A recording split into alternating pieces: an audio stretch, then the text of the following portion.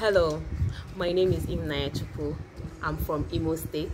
I'm 29 years old, and currently I work with a non-profit organization as Capacity Development Officer.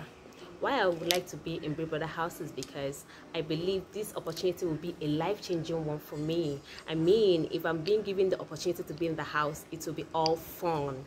I love singing, I love dancing, I love acting, making people around me to be happy.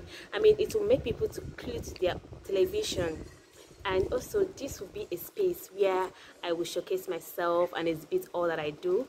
It will also help promote my small business, Joy C Drinks, where we distribute wholesale drinks. Also, in the future, if I have the resources, I would like to open a big fashion house, which will be basically for empowering our youths.